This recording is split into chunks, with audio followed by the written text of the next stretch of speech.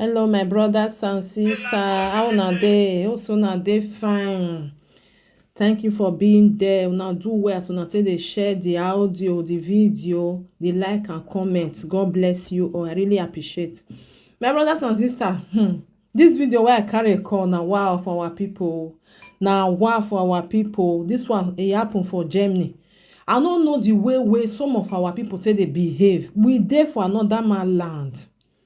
We dey for another man land. We know wetin dem dey pass through now about this koro wey dey.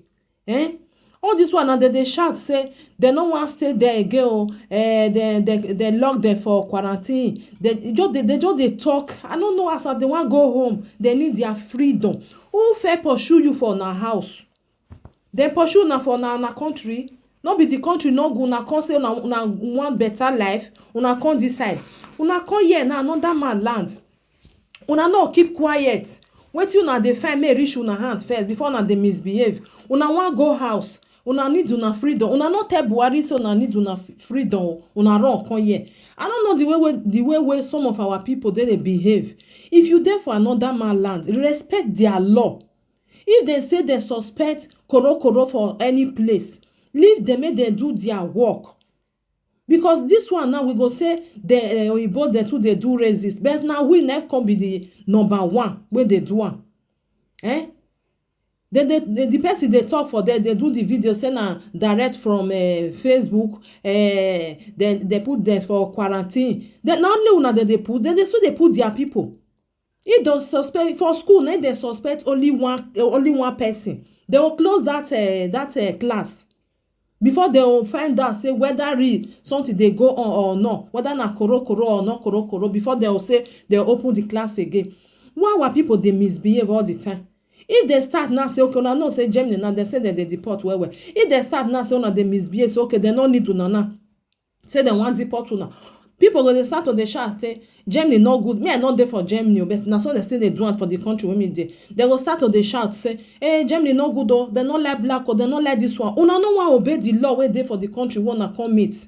They no dey do anyhow for another man land, because no be our land. Even our own self, normally we not supposed to do anyhow. We supposed to obey the law, but we no dey obey the law. That attitude they still carry and call another man land. They come dey use the same eye take dey look everybody say na so dem dey do. If they talk say see food wey dem dey give pikin wey dey for 2 or 3 months, you even see that one drink for Africa. You no see that one eat for Africa. The truth e bitter. We supposed to dey talk am. You no see that one. Even garri sef, before you go give your pikin sef, e go hard you.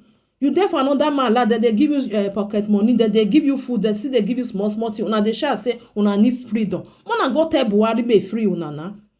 The thing just dey vex me, because some people if dem just dey do, they only dey because now they come dey block another people way. Because when they come dey misbehave, they come dey think say other people wey dey come na so dem still be. Okay, see the camp now, they come block that camp now, they close am down.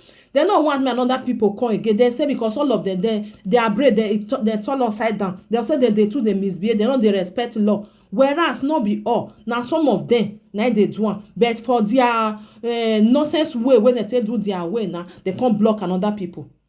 I don't know why our people they do like that. You need freedom. Why you come out for your house? Why you come out for your country? You for stay there.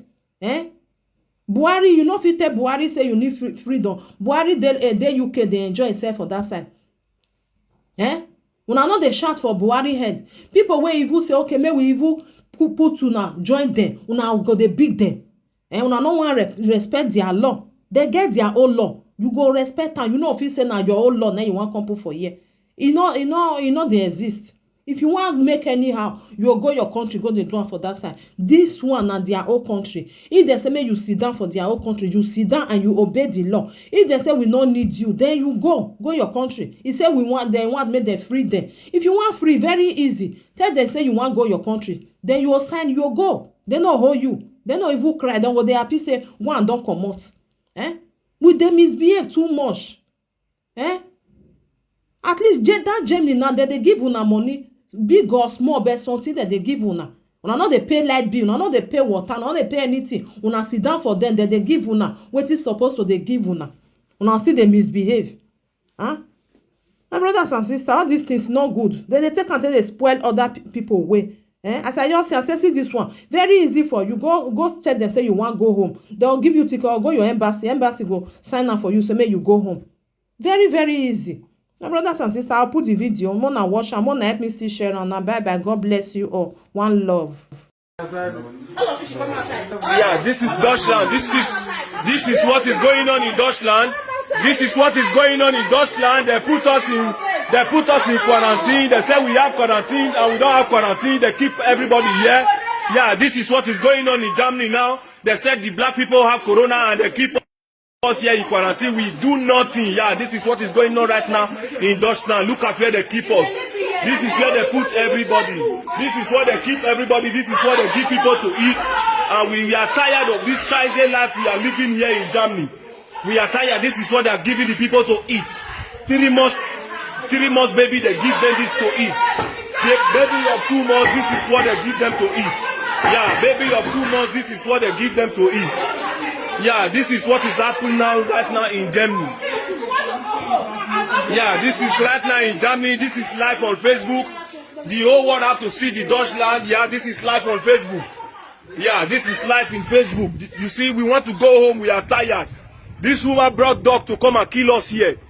This Frau brought dog to come and kill everybody here in Germany. Yeah, this is what they are doing to the black people. You see, this is what they are doing to the Nigerians now. They say only the Nigerians have the corona in Germany. Right now we are tired. We want to go home. We need freedom. We need freedom. We need freedom. We need freedom. Everybody are tired here, man. We are tired. We need freedom. This is Germany. This is happening live in Germany, in Niederbayern, Passau. This is happening live in Germany. They said only the Nigerians that have corona. They don't want us to go back home. Yeah, we are tired here. We want to go back home. Yeah, we are tired. We want to go back home.